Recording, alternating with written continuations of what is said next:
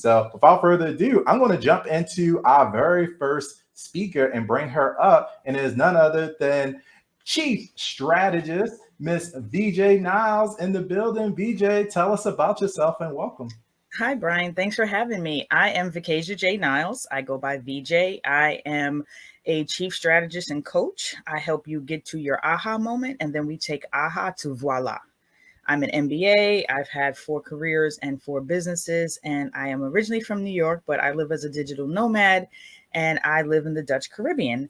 I am living the dream, I guess you could say.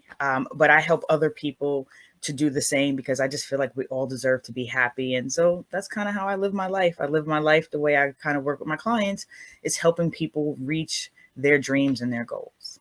Absolutely. I love that, BJ. And I've seen your work. I've seen the clients that you worked with. And so tell us a little bit about what inspires you to do this work because I know it is not easy. You're a mid-career strategist, so you're helping people kind of navigate their way. Very important right now with the state of the economy. But what inspires you to do this?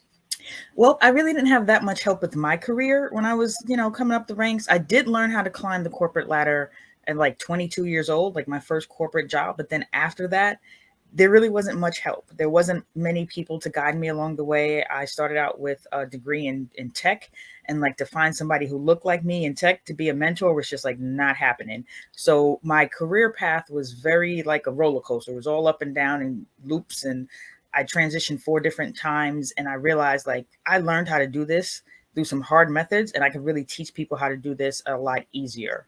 So I definitely help people with career transitions. I help mid-level people who are like tired and frustrated and ready to get promoted or move on to a new role or just even start a business. Whatever it is that's the next level for them, that's what I help them to do. And it's kind of why I like doing it.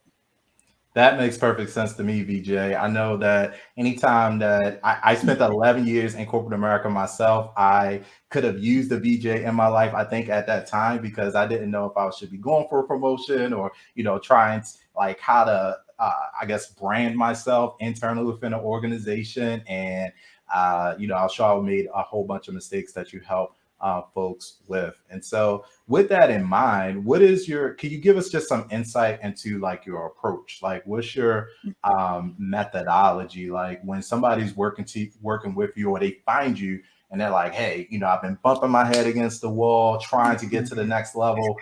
I need help. What's kind of the first few steps you take people through? Well, one of the things I do is make sure we're realistic in whatever we're doing. I don't do pie in the sky coaching. I'm not the type of person to be like, "Hey, quit your job and find what love."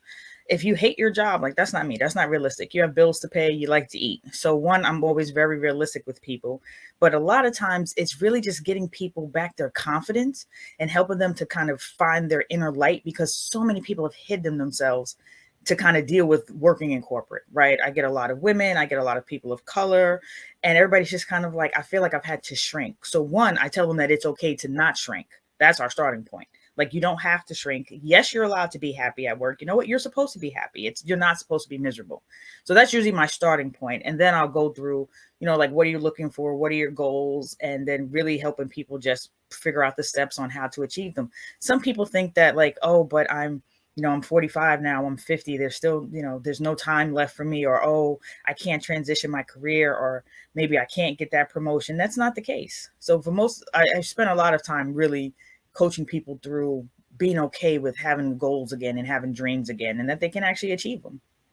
And I know you're probably working with people from multiple industries, but is there any particular industry that you probably most enjoy working with, or see the most people coming from you? Like it was like financial services. I'm sure tech people are like burned Yeah. out or whatever, and it might not be. But is there any one particular industry that you are like, oh, this is like my sweet spot?